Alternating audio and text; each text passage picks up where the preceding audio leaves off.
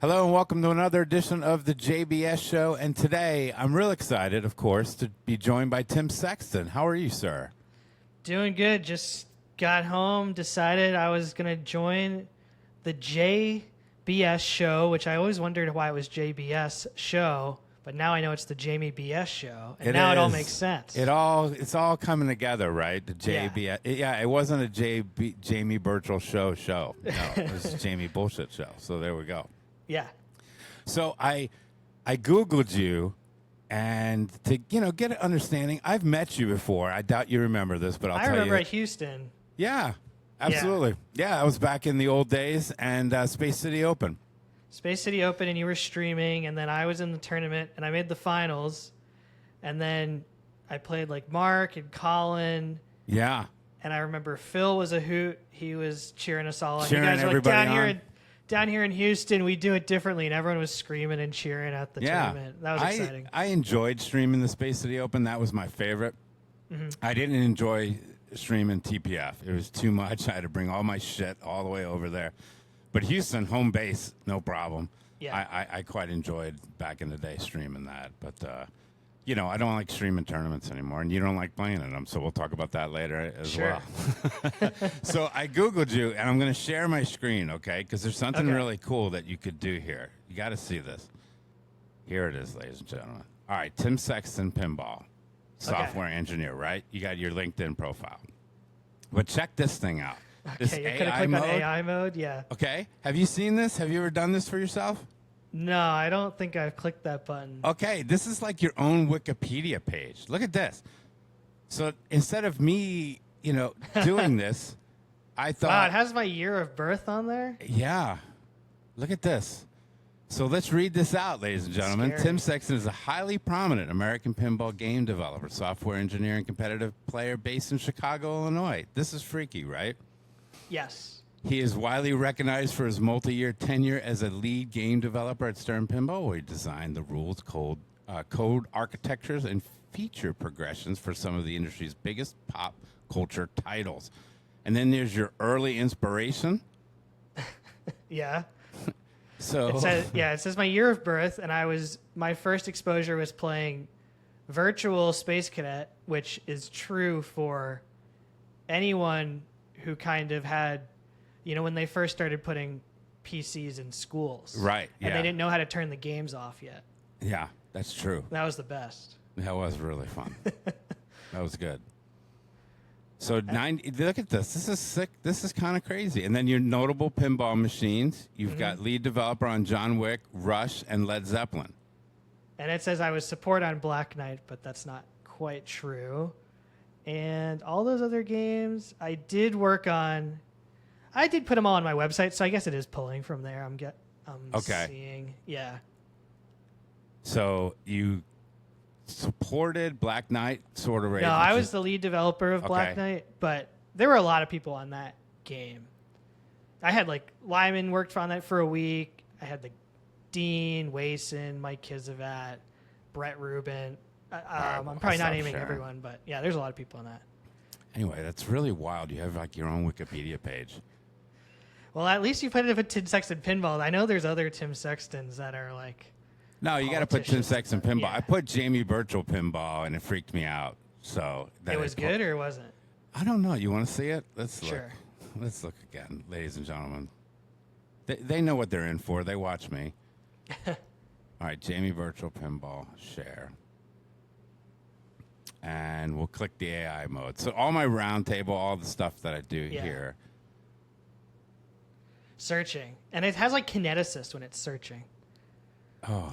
Formerly connected to Wormhole Pinball is highlighted. He stepped away. Wow, it has your reasons. I never said this. This is hallucination. This is wild. I've never read this. The JBS Show formed around 2023.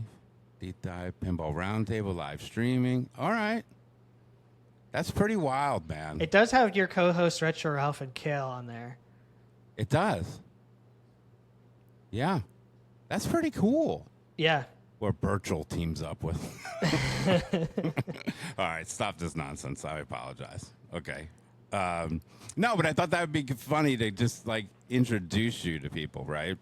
Yeah. And say, how did you get into this crazy hobby, and how did you get in? Because everyone's going to want to know who don't know who you are.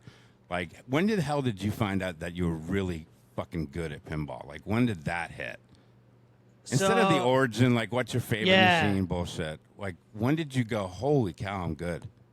So I really started playing when I was in college, and I went to Papa, which was a giant tournament in Pittsburgh. Right. But I didn't go on purpose. I just kind of, like, I played in the summer league, and then I lived in Pennsylvania, and I happened to be in Pittsburgh, and I heard, oh, there's this huge pinball place in Pittsburgh.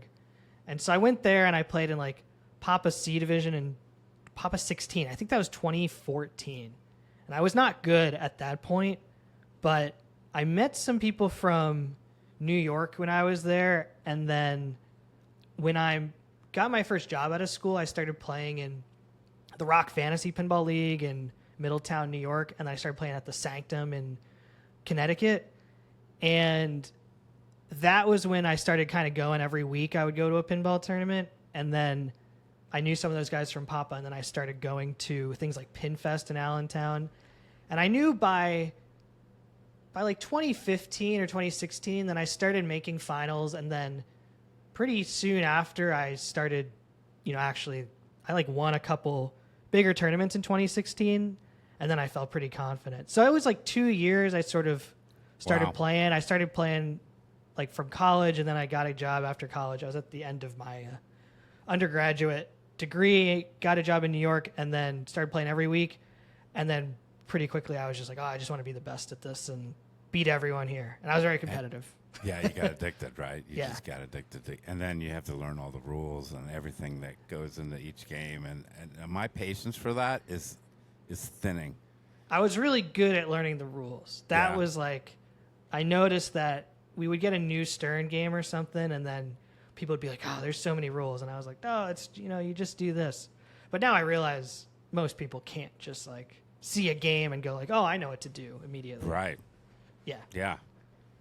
So when did you retire? Like, when is your official retirement date? Did you announce your retirement? Did you go on the Kineticist and announce your retirement? How did you do this?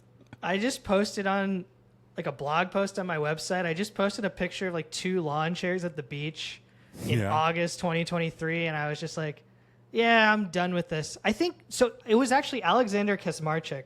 He's this guy who's even younger than me, and he was really good. He was like a top 10 player, and I ran into him at Trent's like Tilt Amusement Show in Ohio he does every year. And I was like, Alex, I haven't seen you in a while. What's up? He's like, oh, I'm retired. I'm like, you could do that? You could stop? And then I was just thought it was so funny to just imagine like everyone's playing in this pinball tournament, and I'm just like sipping out of a coconut on the beach, like, oh, you guys have fun. I'll be over here. So it was already tough because I kind of like, so I was playing a lot 2016, 2017. I got my job at Stern very beginning of 2018. So I moved to Chicago, and I was really focused on work, and like, you don't have a lot of vacation when you first start. So I was like, I'm just going to be really focused. Like, this is a whole, this is kind of what I wanted to do when I was in school. And then I had the chance. I'm like, I'm going to really focus on this. I was playing a lot less. Then COVID, we couldn't play for like almost 2 years. And I was like, oh, I really miss it because I'm just here. And I'm like, I got pretty good at it. And I never really like took it to another level. So when they started back up, I started like playing all the time. I was going up to District 82 in Wisconsin and playing like 6 a days or whatever they were doing. Wow. And I was getting to the point where I just realized that it was a lot to juggle, like trying to keep my rank up to get to the next, to states or to the IFPA tournament. I was just like, I don't know if I could do this much pinball, because if it's my job, which it was, it's your whole life. It's like Monday, you wake up, you go to work, you do pinball, you go home, you go to pinball league, you do it.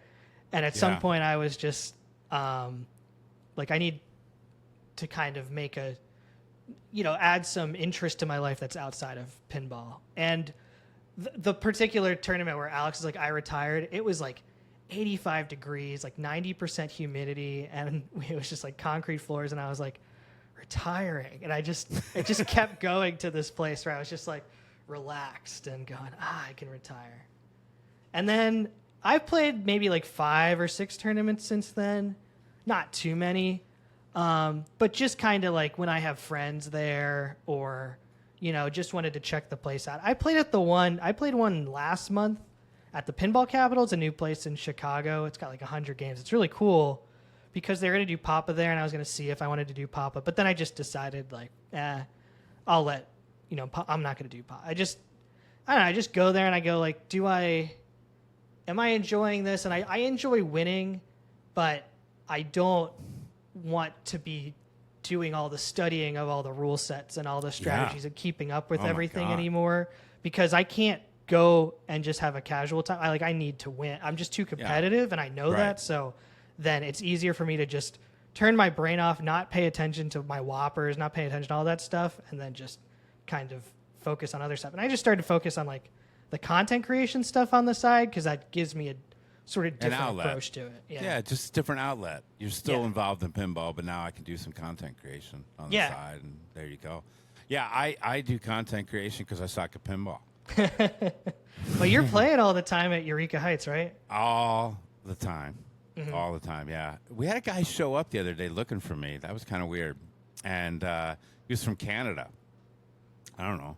He thinks I live there. I do live an 8-minute walk from there. Mm-hmm. So I am there almost every other day. But, no, I don't live there. I do have a home, and I don't just play pinball every day. But I do love it. The cool thing about Eureka, to give them a plug, it's all new. So, you don't have to worry about Creature of the Black Lagoon or any of the older ones that you move my car, which are easier. But the problem with the new ones is they're so deep, right? Yeah. And they've got, they got a Harry Potter that's deep as hell. They've got all these deep pinball machines. And I'm trying to learn Transformers right now. And they just changed it. And they just changed it. So I went over there yesterday to go see it, and but I'm not good enough to get to the modes that matter. So I'm like, I'm just dropping coin in there. So no problem. Yeah. I just played actually the new code for the first, my one game on it tonight. And then it's hard. You got to play it a couple, even if you've learned the game, you got to play it a couple times if it does change. And then if you're really trying to go win Papa on Transformers, you have to sort of know what your path is going to be to beat Z-Mac on that game. And, it is getting very complex. I will agree. They're so good, right? He's so good. Yeah. He takes too much time in between balls. That's pissing me off. Zach or Jason? Jason. Jason, yeah, he takes a long time. But you can... How much time? What is the clock on this, Josh? You can call a clock and then... I would call a clock right on him, right off the bat. But that's called slow... You play poker, that's slow play. Yeah, I understand, but I would call clock on a slow player in poker, too. Mm-hmm. No, I'm just having a go. Relax, people. He's very good, but he can speed it up a little. Yeah, one thing I'll say is that there are some tournaments where... If his opponents know the rules, he's at the game pretty quickly. And some opponents where his opponents don't care, and then they're just sort of like, that's where you wait for him. It's certainly annoying when you're watching the stream, because there's not a lot of cutaways in these pinball broadcasts to be like, oh, and by the way, here's my, Goodyear ad from the blimp above the pinball venue. Right. You're just kind of waiting. Speaking of being addicted, I got really addicted to streaming pinball. Yeah. At the old joint. I had these double rigs. There was never a minute of dead time on my streams. Yeah. Okay. I produced it like a fucking television show, and I loved it. But it just got so stressful. When I moved all the gear to Eureka, I got this YOLO box. Have you seen this thing?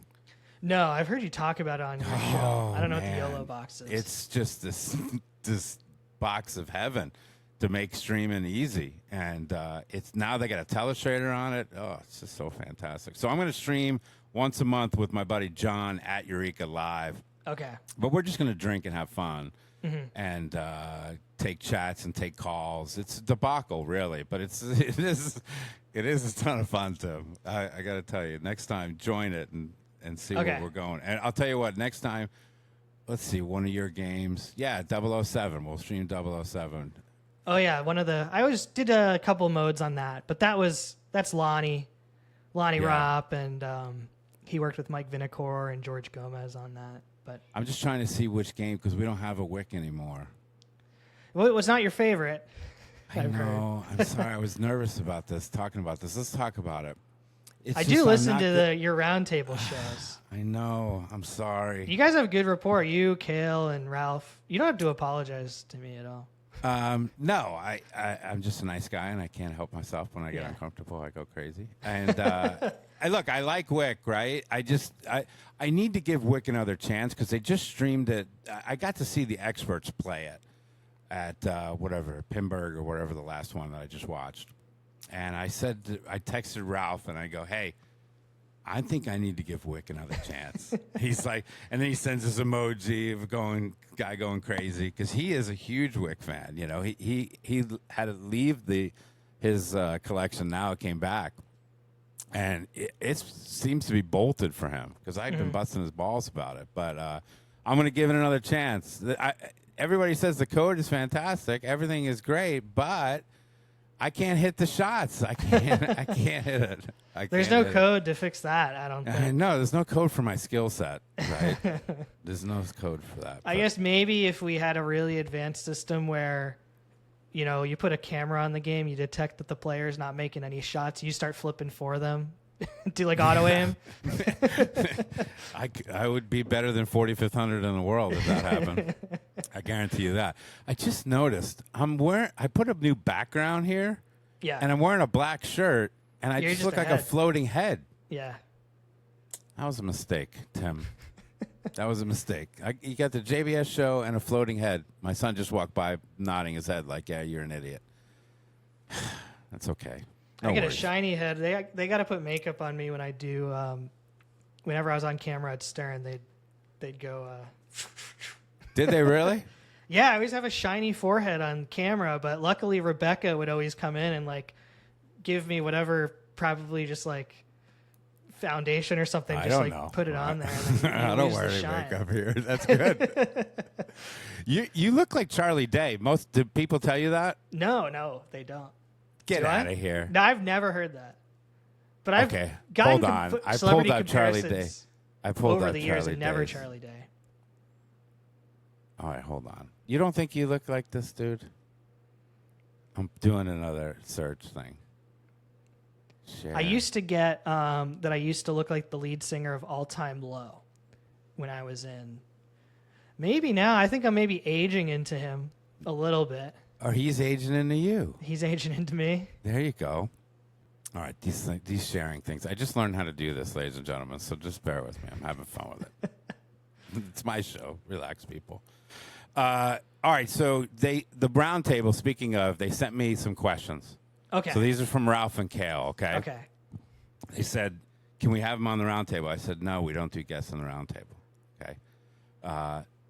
But, you know, if I were to do another guest, if we were to have like a second host sometime or a fourth host, I really enjoyed Franchi. That was fun. Mm-hmm. He's good. You had a good time. He was beating up on you right in the beginning. Everybody kicks my ass. That's your role on that show, though. Yeah, right? I just get beat up. Yeah. I'm okay with it. One time I got beat up so bad, though, I got a bunch of texts to ask me if I was okay. I was like, the guys, I'm all right. I'm okay. All right, so first of all, how did you get into Stern? Like, how does that offer happen? Like, do you just call HR and say, hey, I want to come? Did you answer an Indeed ad? I didn't even know, like I started going to school. I went to Penn State. I didn't even know pinball existed. And I was just studying computer science.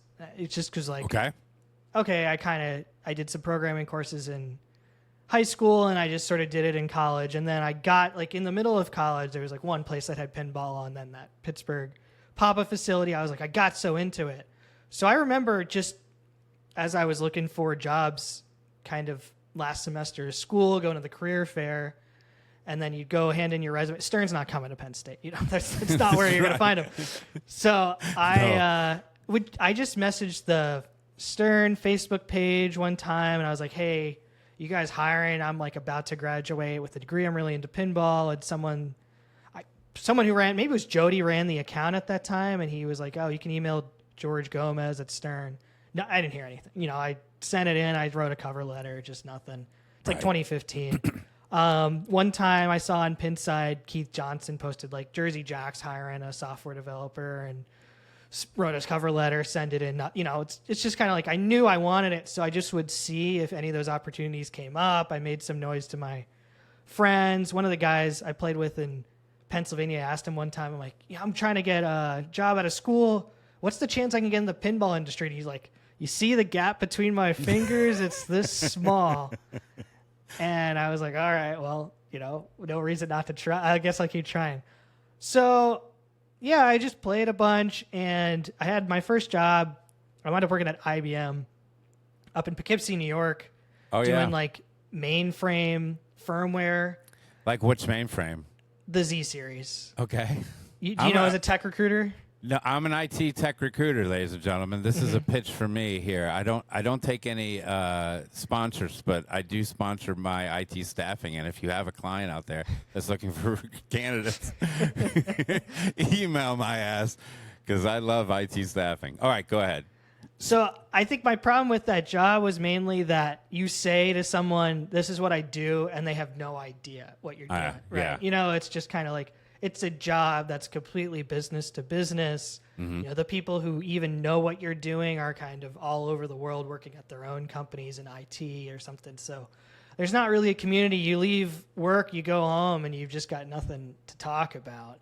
Right. And I was like, this whole like business to business stuff isn't for me. I just started, talking to people when I was at pinball shows. I'm like, hey, do you guys know anything? I'm trying to, I'm young. I'm ready to move on to something. And I saw Zach Sharp at a pinball tournament, and he had just started working in marketing at Stern, I think the beginning of 2017. And I went to the Northwest Pinball Championships. My brother lived in Seattle. I was staying with him.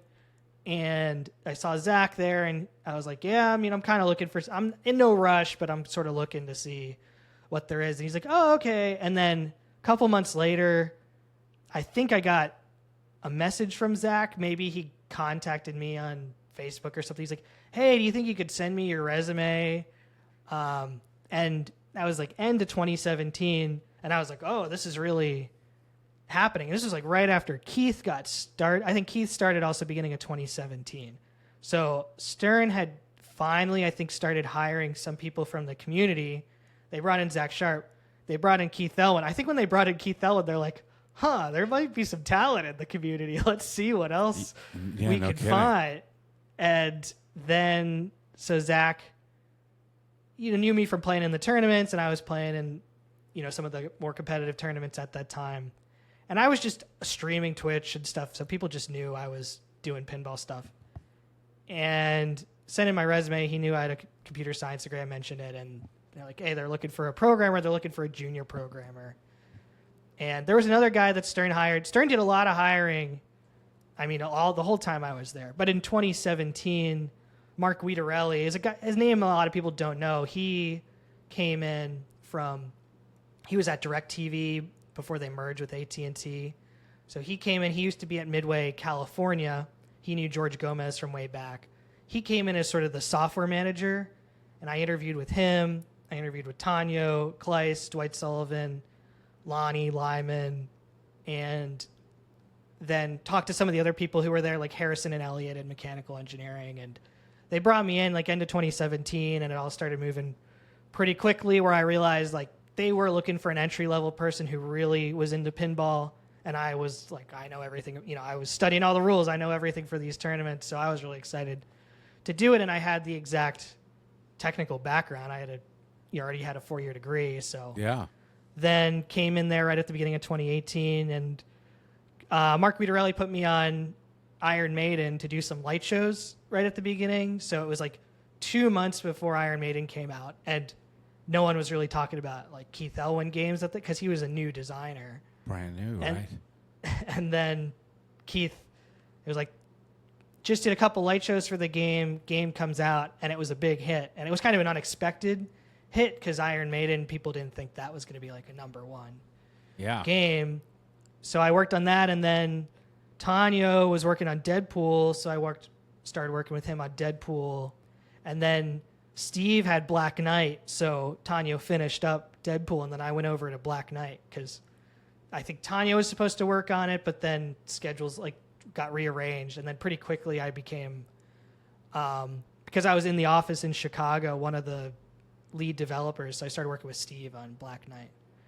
So Zach Sharp got me the job at Stern, and that's awesome. I don't know how to tell anyone else how you get a job at Stern. It's like convince Zach Sharp when you're 23 years old that you're a good fit. That's pretty wild. It's pretty wild, especially for a guy who's coded mainframe, comes from Penn State, and great pinball player. That's a great story. Yeah, I think it's probably a little bit true, right? They probably looked and said, we've got this guy that just designed this Archer machine that's now going to be, Iron Maiden, and it looks incredible, and maybe we should go to the community and see how many other, geniuses we got out there. That's really awesome. Yeah, because I think, I've been around now a long time in pinball, and I've been in the industry for some time. And a lot of people come into pinball, and they get super into it, right? But it's like people start trying to learn everything they can.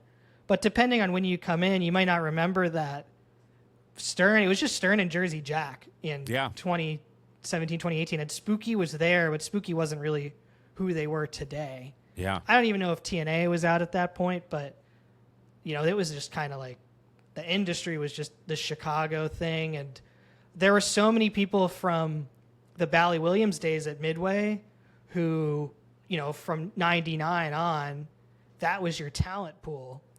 Until, really the first designers, I think, that ever came in not from that Williams talent pool, besides Spooky, was Eric at Jersey Jack, Keith at Stern.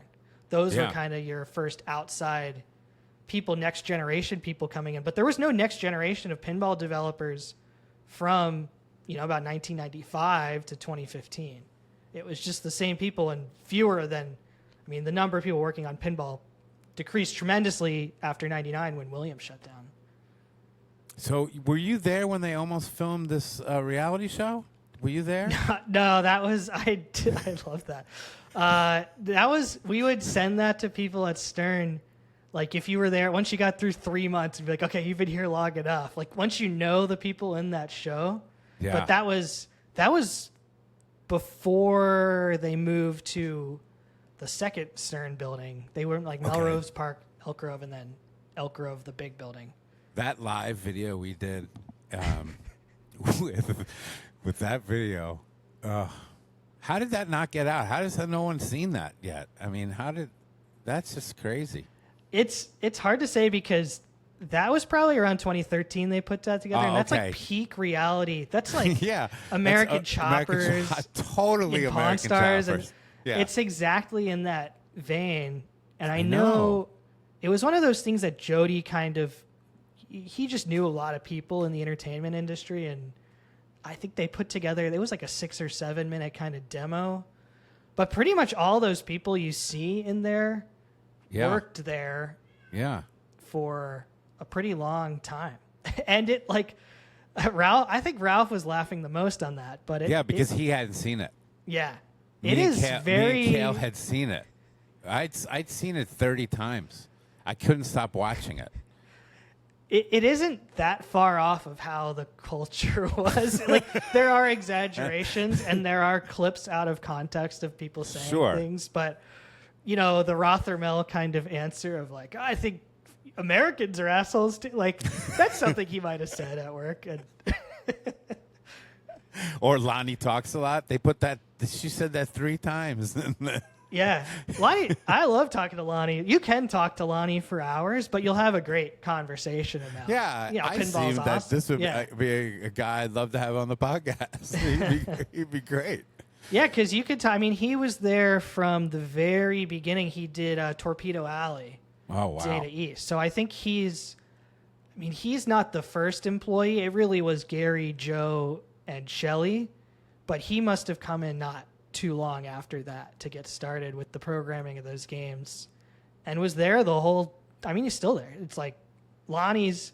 A lot of people don't know Lonnie because he doesn't do a lot of podcasts, but Lonnie's like one of the champions of pinball. I mean, he's worked on more games than probably any programmer in the history of this business. Lonnie's done twice as many games as they have. They definitely, played him up in that trailer. Okay. Wouldn't that be cool? Wouldn't that be great? He just seemed like such a cheerleader. It was so neat. Did you ever see that before? Did you ever see that when you were there? Okay, so being a Stern employee, you guys have seen that. But we had it was on our Slack. It was like something on Slack we would send. If someone was new to the company, we wouldn't send it to them right away. But once they kind of knew all the people there, we'd be like, by the way, we could have been a TV show, and you send them it. And I think everyone's reaction is like, how did this not become a TV show? Yeah. I don't know the answer. I mean, it was in and out before I was there, but that is one of the funniest things I've ever seen in my entire life. We're not even talking about the kimono. So do we even give the audience context? You guys got a hold of this like 7-minute reality TV show demo of Stern around 2013 when it was a really small group of people, like right after Dave came in and invested, and it was like maybe 20 people worked in the office or something. And it was just kind of the drama of how can we be a functioning pinball company in the current environment when game sales were quite a bit down from where they are now. Yeah. And now Stern's all professional. I don't think it would look like that anymore. No way. It would be boring now. Yeah. At Stern. But you could Spooky Luke could do it. That could be funny. But anyway, we got this video from the Midnight Plunger. If you watch the Pinball Roundtable, that we have a Deep Throat secret spy, and his name is the Midnight Plunger, and he only talks to Kale. I don't even know him. I don't know where he is. All right, but the Midnight Plunger gave us this video, and we played it live on the Roundtable on our live channel on the JBS Show on YouTube. You can go back and watch it, and we stop it a few times because Ralph had never seen it, Tim. Mm-hmm. And the joke is we don't like all of us to know something, so we want our reactions to be real. And, like, we know American Pinball's next title, and Kale won't tell me because he wants me to be he wants me to hear it. Yeah. So, anyway, that's what we did. It's back. You can go on the JBS Show on YouTube, and you can check that out. But this is the video that we're talking about, and it's hilarious that you guys would send this to new employees. And but only, like, yeah. You had to be like they didn't know it was coming. It'd just sort of be like we'd kind of at lunch we'd be like, "You think so and so's ready?" Like, yeah, and then we'd come over and watch the video. Did they ever film an hour? Did they ever film more, or is that it? I think that's it. I mean, we did. There was a lot of media stuff, but nothing on the reality TV level. What a crying shame. What a crying shame. So you were there for a long time. You were there 7 years, yeah. Yeah. And what transitioned the move to play mechanics? Oh, that's a big question. And you're a recruiter, so it's no one ever leaves for like one read. Yeah. There's always a lot of stuff going on. But how does that recruitment happen as a recruiter? Did you get a headhunter? Did a headhunter call you? and did they make a placement fee off of you? I mean, how does that, So, I mean, it's over time, but, Stern, I really liked working at Stern. I had like a really good time. I really liked the people there, right? Like, it was a really good environment. I thought it was like the best environment possible for someone. Like, I had my first job. It was, firmware for a 40-year-old product that, right. is used by legacy customers. And it's very rigid, and it's very like, you're going to do this. This is what's in this time frame. There's so many layers of management, thousands of engineers. Go into Stern, and it's like there's 10 engineers, and you're one of 7 in the office, and there's all these games here that need stuff done for them. And you could kind of go into someone's office and go like, hey, how's Deadpool coming along? Hey, how's Monsters coming along? Hey, how's Black Knight coming along? And you just sort of see like, oh, we got this done. We might, and then people just talk about like what's going on. And then you kind of talk to other people like, oh, I'd love to help on Deadpool. I've got an idea for this. And then people were just sort of like, yeah, that sounds good. Tanya was like on Deadpool. I just asked him about what was going on with the game. And he's like, I've kind of got this map of the rules. What do you think? And I was just kind of thinking about what he had. And I was like, what if the team ups, like you could they'd give you power ups in the mode. He's like, whoa, that's a good idea. You want to do that? And I was like, sure. And I just sort of jump in and do that. So that was the environment. We were pretty small, but we were definitely growing, and we knew it. We knew we were number one. Like we knew our games were great. Like we knew we had hit after hit, because you'd put a game like we put Iron Maiden out. That was like my first game. So we put Iron Maiden out. We went to MGC with like 30 to 50 games, something huge. It just took up the whole Marco booth.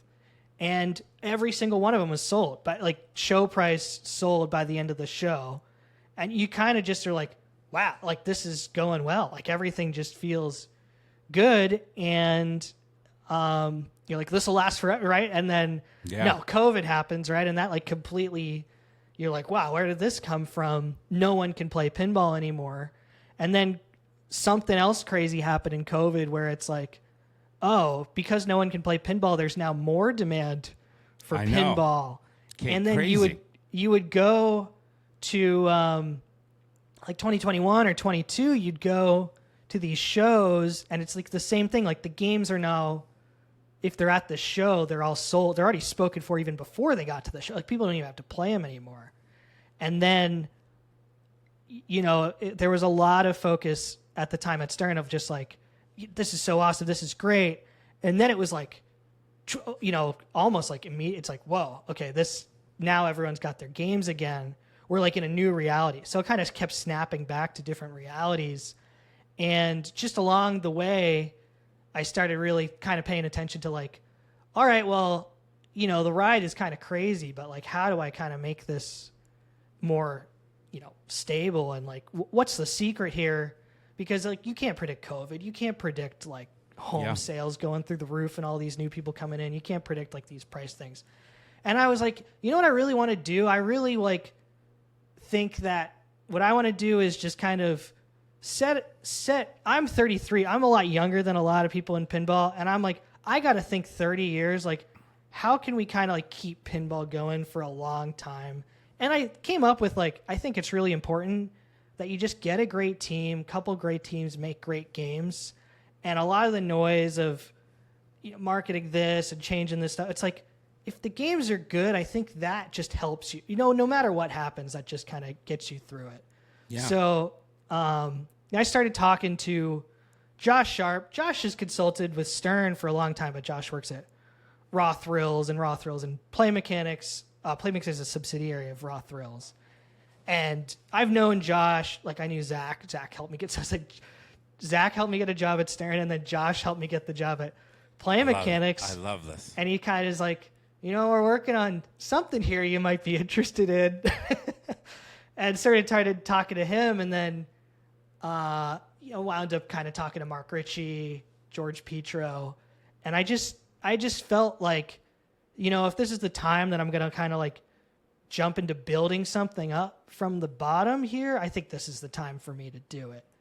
And I wish everyone, it's kind of hard. Like you work with these people, they're all your brothers, sisters, like you're working with them a long time. And it's like, I don't wish anyone anything bad. It wasn't like there was any bad blood, but I just kind of felt like the guys at Play Mechanics had something really interesting for me to work on, and the challenge of the project was really exciting for me because I really do like progression in my life and the ability to get better and better at something. And I think that the challenge these guys gave me of like, let's bring something up here that's like, different. Like and that's cool. You're young enough to make that move and to say, I can take this risk, right? Yeah. At 43, you might not do it, right? At 53, my ass is not going to do it, right? But at 33, at 30 years old, I started my first company. Okay. And I started my own staffing firm, sold it, and then started another one. and unfortunately, I had to close that one.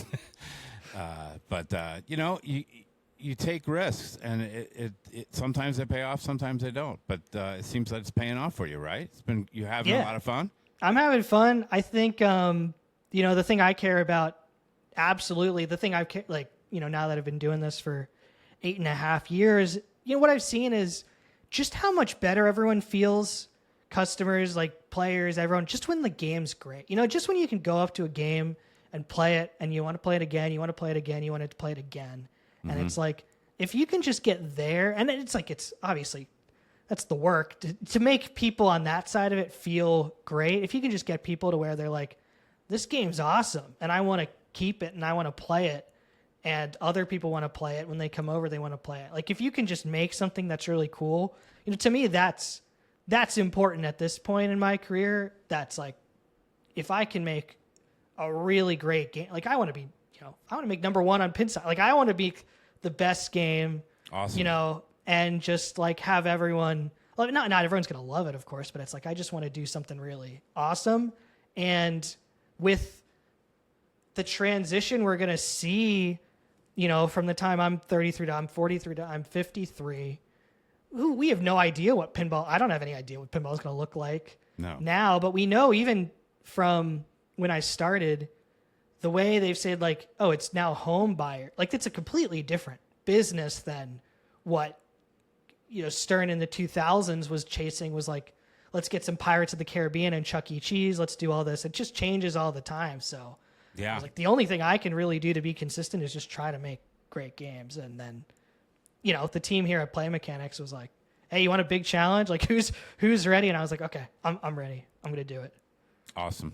I know you can't tell us what you're working on. No worries. But the question is, do you work on just pinball, or are you doing other things for Play Mechanics? I don't have to answer that question, I don't think. But I'll say I've been working on pinball. Okay. So I'll just say I work with Mark Ritchie. I work with George Petro. He's the president of the company. And then Josh Sharp pops his head in from time to time to see how we're doing. There you go. And you're still based in Chicago, right? Yeah. Out in it's a western suburbs of Chicago, but it's close. And you're a New Yorker, huh? I was born on Long Island, but I really grew up in Pennsylvania. But I lived Poughkeepsie, New York for 3 years. Okay, so but I'm still Giants, Mets. Giants, Mets. Yeah. Okay. Giants, Mets, Islanders, Rangers. Rangers. Ugh. And Mets, Yankees. I'll take Knicks. I get Knicks. We're Knicks fans. We're all Knicks fans now. We're all Knicks fan now. And all right. But Penn State football, that's the only Pennsylvania team I took. It was Penn State football. I couldn't get into Penn State. Couldn't get into? No, my grades sucked in high school. So whatever. Okay. But I was in state. I mean, you were in state. Yeah. So I lived in Massapequa, Long Island. Okay. So I was a Long Islander forever. But I did live in Jersey for a little bit, in Clinton, New Jersey. Mm-hmm, I know where it is, yeah. Okay. Yeah, nobody knows where Clinton is. And near Morristown. So I lived there for a hop, skip, and a jump. And then I moved to Florida. And now Texas. And now Texas. I've been here since 97, though. So I've lived here longer than I've lived anywhere else. Should I say I'm from Houston? I think, I know at this point I do feel like I'm starting to say I'm from Chicago. Okay. That's what I was wondering. Yeah, I think you could say it. Okay. I'm from Houston now, ladies and gentlemen. But if you wear a Yankee hat. I love the Yankees, dude. Mets, my brother's a Met fan. But he's Mets a Jet fan. Well, and he's a Jet fan, which is the Jets. Jets really stink. They're terrible. They're terrible. People are going to text me that I talk sports, all right? Yeah. I talked sports with Kevin Manny the other day, and because we're big Yankee fans. So I could talk Yankee baseball with anybody. But I just love talking sports. There's so few pinballers that like sports. There were like a dozen of us tops out of like the 70 that would show up at the old joint, 60, and there would be like 5 of us sit there watching the games. But I love sports. I'm addicted. I do too. I mean, I feel like competitive pinball is much closer to, you're playing like a sport, like you're at a location, than it is like video games, because I think mostly I play video games just at home by myself. Competitive pinball, I go out and I'm like with people, and then you're physical with the game and you're on your feet all day. You are. It's like the sport. To me, it was the sport for people who weren't able to play sports because they were too short. I was a good I don't know golfer what Keith's excuse is. He's 6 feet tall. Yeah, he's tall. Yeah. I just got addicted by John Spates. He got me. Mm-hmm. He got me. And he sat down and he showed me World Cup soccer. I've told the story before, but it's just, don't just score goals, idiot. You got to light these. I'm like, why? It's so great. I'll just keep scoring goals. He goes, it's not even lit. Look. And he yells at me. Okay. And that's how I learned from this guy. But he yells at me, which is a pattern in my life. I might need to talk to my therapist about that. But he's like, you got to build. Look, you got to build the cities. You got to do all this. And there was like an aha moment for a video gamer, right? Yeah. I was like, holy shit, it's not just keeping it alive. I got to score points, and this is how I score it. And right now I have Batman 66 in the house. Mm-hmm. That is one of the greatest games that I've ever housed. And if I could name Batman 66, Black Knight Sword of Rage, and Medieval Madness, original Medieval Madness, as the games that I just went bananas for, code-wise. Like, I can't stop. And I'm addicted to this bookworm freeze. Yeah. And Egghead 1. So do you explore the other, or do you kind of lock in on your path and just try to get that perfect game? Lately, I'm trying to lock in. Yeah. Because I got 15 bill the other. That's a lot. Yeah. Okay, and that's how I did it. But I'm trying to lock in now on the King Tut strategy. Okay. So I'll go bookworm, freeze, and then Tut. But that damn TV targets, like if they have to update the code, which is sacrilege, but I know. But if you could update it a little, maybe once in a while, a mystery can give you Spot a TV letter. Yeah. Spot a target. What do you think of that? I'm not able to help you with this one. I know, Jamie. but that would be really neat, man. Yeah. Spot me a TV target. Anyway. What else You want to talk about cover? content creation any? Because I don't know. No one respects me as a content creator, and I'm secretly getting all these YouTube subscribers. How many do you look at your YouTube subscribers? Of course, everyone does. Everyone does. looks at their numbers. Everyone's in YouTube Studio all day. I know. I love it when Retro Ralph's like, here's exactly how much money I've made on my revenue tab all time. You know what? That's our currency, right? Is views, right? So when it used to be Whoppers, and I switched. Yeah, you did. You totally just swapped from Whoppers. I got addicted to Whoppers for a little. I'm not gonna lie to you. I got addicted. What feels better than the number going in the right direction, though? Nothing. Isn't that a weird dopamine rush, though? It is. For someone that drinks 8 Diet Cokes a day and sins all day long, the dopamine rush of a reel doing well is pretty exciting, especially when I started the round table with Kale and Ralph. I just had this idea, right? Yeah. I said, I want 3 guys to be on a Zoom or call together that really, really like each other and that really love pinball, and we can take our text string to this. That was my idea. So I pitched it to the boys. My initial idea was that we would rotate hosts, but that didn't work. It was too fucking confusing, and people... I drive the bus with my friends on the round table. Yeah. But content creation is fun, right? I get to scratch the itch of being a broadcaster. You get to scratch the pinball itch of doing content creation. What's the name of your channel? Tell everybody. It's just my name. It's just Tim Sexton is all my channels now. Very unique. It is, but I just started... I really got obsessed with the fact that... I think here's what happened. I went on a vacation in 2024, and I just noticed that everyone around the world is on TikTok, and it's on YouTube and Instagram Reels. And I was like, people are here to look at the David, but they're all looking at the phone. So this is where people are now. Mm-hmm. And then, I'm like, well, what's the use of being the millionth person to photograph this? Why don't I turn the camera around and do something goofy. And so then I kind of got obsessed with the idea that the camera is kind of like really powerful, and it's a great, like with pinball, I think the problem that pinball always sort of has, what it has had since the arcades died, is how is the next generation going to know about pinball? When you go to a pinball show, let me ask you, Jamie, do you see a lot of not children, but like people my age, like young adults at the show? No. Yeah, of course not. And it's like, I kind of been doing this for a while, and I'm like, still no one here that like looks like, you know, they remember the YouTube videos I watched in 2006 or something like that. Like no one's kind of on my like exact pop culture level or anything of like where the particular millennial or whatever I am.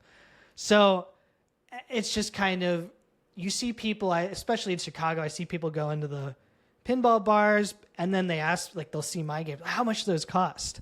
And then it's a number that's just over their head of like, I don't have a house yet. Like, how am I going to? Outrageous. I don't have a house. And I'm going to pay $10,000 for this. And I almost have to apologize sometimes where I'm like, well, I do it. This is my job. So like, I never paid full price. And I'm like, what am I should just lean into it and be like, yeah, I'm super rich, man. You know, but it's like, it's just kind of that barrier has just been the owners love it. The owners talk about it.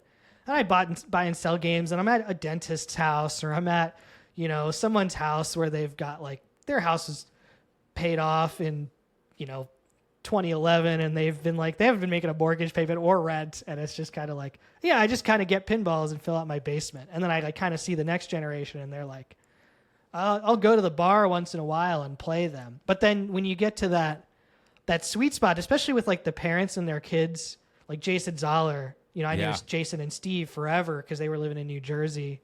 Like, those kids are just like, well, I'm going to be really good at this because my dad had a few games in the basement. I've got to play every day. And they've kind of got this competitive thing, and we all watch them, and we're all like, wow, we played pinball, and this is awesome. But you don't necessarily have that connection of people who don't know how hard the things they're doing are. And you kind of need to constantly be, in my opinion, like someone who's trying to grow pinball for my career is like, how do you remind people pinball's there? So I was just trying to do some type of content I try to do stuff that's, when I think about the video I'm going to make, I have to filter out the ideas I have from, you have to know a bunch of stuff about pinball to watch this video, to you could know nothing about pinball other than it has flippers and a play field and a start button and still click on it. And when I did the tutorials of like, how to flip the flipper, how to get multi-ball, then that stuff winds up doing pretty well. And then I have a couple other tricks that I think pinball people should use, like put your face on the camera, you know, so people see like a consistent person there. They're like, oh, this is the guy who does the tutorials, or this is a guy. But a lot of people just point at the game and they're like, look at how awesome the game is. That's not what people respond to on social media. They respond to like, here's an interesting, you know, humans just good at looking faces and like, okay, this is like someone's being funny or someone's being informative or someone's being interesting. So I just started going that way, and I've made some attempts to kind of break out of the pinball group and do some other like tangential stuff. It doesn't quite work. I would say right now most people watching me are hardcore pinball enthusiasts, but you do get some people who are just a little more casual and then go into it. And I think you get some crossover, cool. I think. You know, some little crossover. I'll post something about non-pinball, and sometimes it does well, and sometimes it doesn't. I haven't figured out the algorithm yet. I just don't get it. I get no views on TikTok. 0. Mm-hmm. Like, nobody's watching me on TikTok. But I do pretty well on Instagram, and some of my shorts do pretty well. But I just post the same thing, the 3 spots. Yeah. I'm too lazy. I'm not going to do all this. I don't know what the hell I'm doing. I have a full-time job. Yeah. I have grandkids now. I have grandkids. I was trying all the short stuff, and I just kind of realized, like, I'm never going to compete on the shorts. I had a friend, though. So I had a friend in high school who got really into some comedy stuff. He used to do it, but like, he'd make his own. He made a movie. I was in high school, and he wanted me to play the role of Boner Kid. That was like, he wanted me to be an extra in his movie, and it was like, it was a stupid thing. Like, this kid at the lunch table we knew he had a boner at the lunch table. And now his comedy is, I think, a little more like thought through than that. Yeah. But, so I was like showing up one day on his like little high school set, and I was 17, and now he's got 2 million subscribers on YouTube. And I was talking to him. He's just like, hey, I like your like pinball. You know, there's kind of a solidarity between like, we're all out here trying to get views. We're all out here trying to get our numbers up. And anyone who has like a new angle on what you're doing, I think that's interesting to people who are like, he kind of had some breakthrough hits of like a Duck Duck Goose parody video. It got really, like, that was his breakout hit. Like, just the stupidest stuff you'll post will do really well. Like, no one's figuring out the algorithm. No, you just kind of keep going. My biggest post on Instagram, I'm not even in the damn thing. It's with my dog is all over me. Sorry, Bagel. Is with Jeff Dodson and Serge talking about call-outs. Mm-hmm. It got like 450,000 views, and I'm not even in the damn. It's just on my channel, but you don't make any money off of that. Like no, very little. Yeah, you make nothing. Like 15 cents a reel. Yeah, maybe $1. Okay. And this is really in the weeds, but did you see YouTube's now changing it? Yeah. So like, if you need 10 million views a month or something on Shorts I know. Yeah. They're telling me to quit. I'm done with Shorts. I can't. I'm not gonna quit. I like just holding the camera up and just saying something, and then people like that. I think they tend to like it, but I can't film him with my son outside because I go in my patio, and sometimes my son hangs out the patio, and then I can see him looking at me, and I fuck up and fuck up and fuck up, and he goes and he just gets up and he leaves, and he goes, I'm leaving. I just get nervous. I really do have anxiety. That is not a fake thing. If you do watch my shows, I believe you. I do. I suffer from it sometimes. And if I sit there, I'm not Retro Ralph. I can't just turn it on and boom, go and have those skill sets. I wanted to be on the radio, for God's sakes. I wanted nothing to do with YouTube. Yeah. But so what other things you want to do on that channel besides? Right now, I'm getting close to 5,000 subscribers. You get nothing but the number change. And it's like, it just gives you a little carrot. You're like, oh, 5,000. I can 5,000. It's a big number. It's a big number of subscribers. But I think right now what I've settled into is usually like Sunday is the day I chip away at my next video project. And I try to now do it so I have a script and a plan. And then I record it all. And then I put a lot of effort into the video. And if I do like a 20 to 30 minute video, I stick the mid-roll ads in there, and then you do. Yeah, you do. And then I get really happy when like the $102 hits my account. It's like, it's like nothing compared to what you make at work, but I know, but they know how to hook you, man. They know how to get you to do all this work. But it pays for the mic, right? Yes. Maybe once in a while, and it pays for. I'm going to see the boys in 2 weeks, and. I made a couple of super chats on the live when we posted, and Rob Burke in the bathtub. We made a couple of bucks, right? And I never expected to make money, so it's paying for half an Airbnb. So that's kind of cool, right? Yeah. So it pays for the equipment and just pays for you to be able to like do something that's I think a little better than just like laying on the couch watching sports or something on Sunday. It's like it gives me something.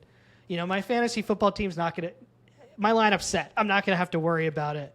So let me go and just edit my videos. You don't watch the Red Zone and watch every channel and watch everything, and when your player's on, flip to that channel? I do watch it from noon to 3. I watch that first 7 to 8 game block, and then I try to be like, okay, let me go for a walk and let me do something else. Literally don't do a fucking thing on Sunday.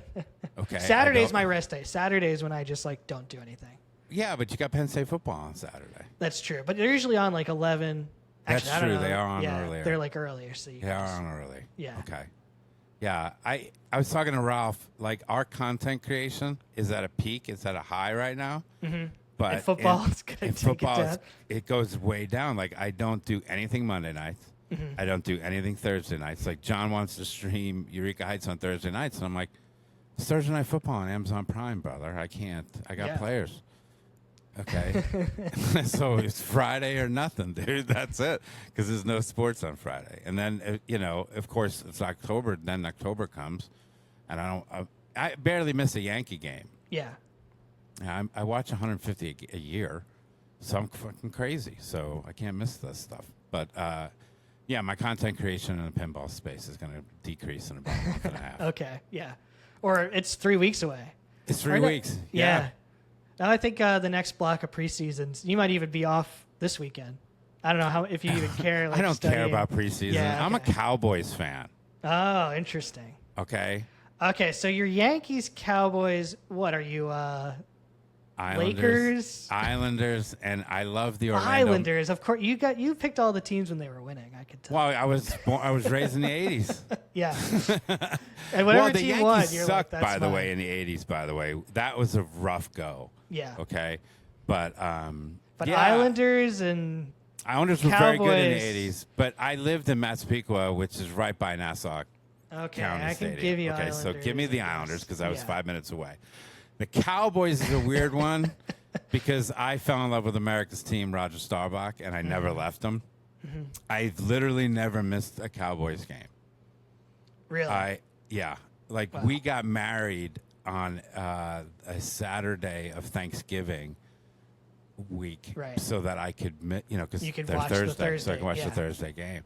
That's how crazy I am. I don't miss the Cowboy games, but they're just a major frustration. Well, who do you think's going to win the NFC East? Washington No, this year? No. No, It's going to be Eagles again, you think? I think Eagles or Giants. Or Giants? I don't think. I'm very worried about your team. You are? Yeah, I don't like Scatterboo at all. I don't like your quarterback at all. Look, the MetLife turf will have them all out by week 4. You won't have to worry at That's all. what we're hoping. That's what we're hoping. I mean, good team. Giants are a good team. You think Odell Beckham makes the cut? He's on the team again. I know. What is that about? He had back. one catch against the Cowboys, and all of a sudden he's the greatest player in the history of the world. He had a good run. He had a bunch of 1,000-yard seasons, but Yeah. he didn't even play at all last year. All right, I can see our viewership dropping. The football talk section at the end. Coming. Yeah. Tim, thank you so much for joining us. I appreciate you joining me. Yes. It's been a pleasure. You've really done a shitload of work in the pinball space at such a young age. It's pretty impressive, right? I have. I'm pretty dedicated to it now. I don't think I can leave at this point. I Your think I'm chips stuck. are all in. Your chips Yeah. are all in, dude. You pushed all your chips in, and you're addicted. I love it. I Yeah. love that you're addicted. You can see the passion in your face. Congratulations, whatever the hell you're working on. Thank you. We'll try not to spoil it on the round table. Okay. But Ralph's not good at that either, too. By the way, so you got to worry. No, about he him. puts weird characters in the background of his videos sometimes. But Well, you know who made Whatever. the thumbnail that I sent you today, which we won't talk about that much, was Mason. You know, Mason does Yes. my thumbnails. yeah, I outsource that too. Why would you not outsource your thumbnails? I can't do it. I'm not good enough at this. I do it all right now. I don't have anyone do anything. But then I'm also kind of in this crazy idea of like, if I don't get my money back for my mic or something, like then it's a Yeah. waste. Yeah. Yeah. I just look at it like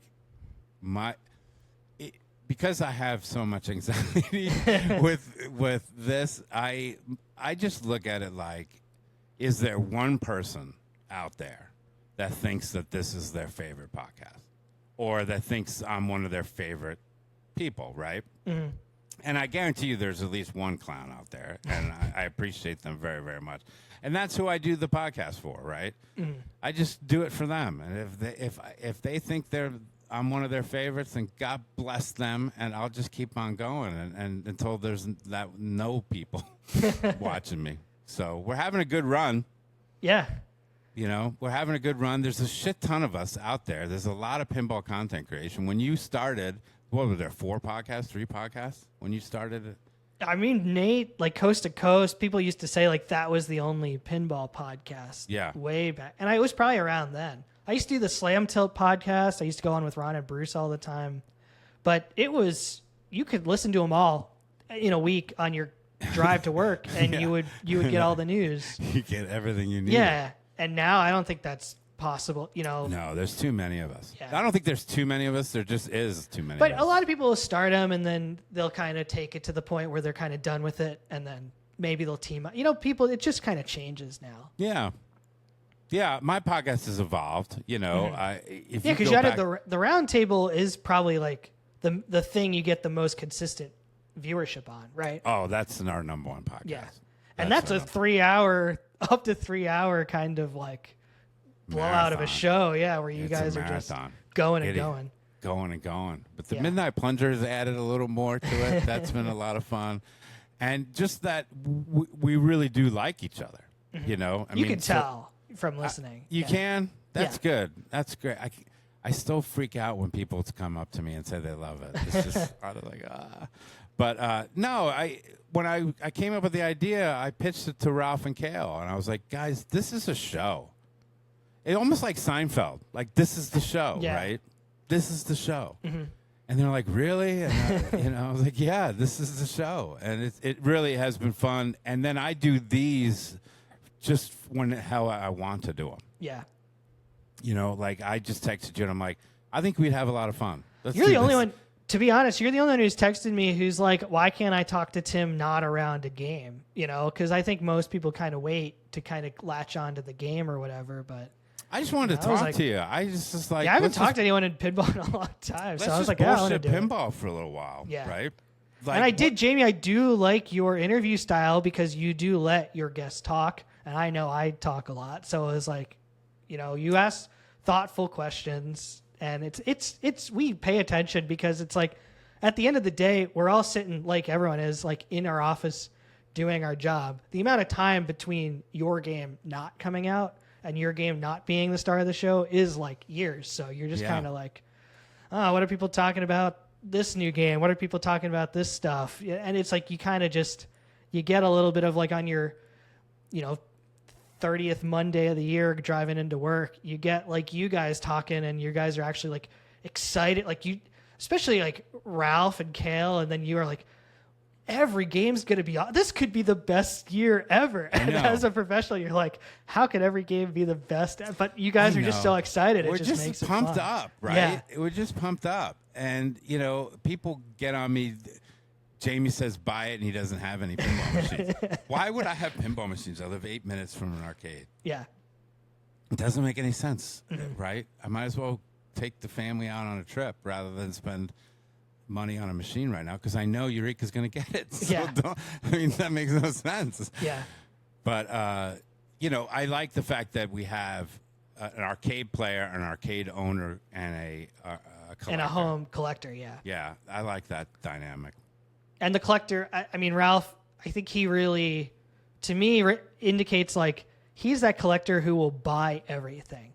It might not last more than 4 days, but he'll buy everything and he'll play it. Yeah. But he's in that bell curve where all of a sudden he's already filled his capacity, so now he's got to make really selective decisions, right? And now that we know what's coming up, we're like, he's got decisions to make. Mm-hmm. And I like going on that journey with him and bringing the viewer on that journey with him. Like, what's got to go? Yeah. I mean, that is the decision. I think that is something I used to talk about with Keith Owen all the time. Like, there's only so much space everyone has in their house. I mean, there's like, Josh tells me, like, he grew up in a house where pinball was in every room, and he was like basement only. Like, if I can fit 30, and I will not put a 30 first. Like, it's one in, one out, like every time on a game. And I think that's how most people are. So you do have to think, I think, about that. Like, I'm making a game. Is this going to replace someone's 7th best game in their collection? Yeah. Or to me, that's what makes it worth doing. Like, how are you going to replace that game? And I think you should be able to, because you've seen all the games that have come before you. You have all the technology at your disposal. You have all the lessons learned in the industry. So I do think like you should always be aiming to be better than everything that came before. Just keep building on it. I love that. It's good. Well, That's how I feel. Yeah. yeah, I mean, that's a motive, right? That's what we're trying to do here. We're trying to spread the love of pinball. Yeah. And you're trying to build the machine that is going to replace someone's absolutely. bolted to the floor. Because even the bolted to the floor gets a screwdriver. Yeah.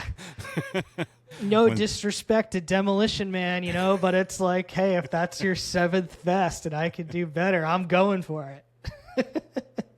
Do you use the handles for Demolition Man? Yes or no? I do, yes. Yes. You get more points. You get more points?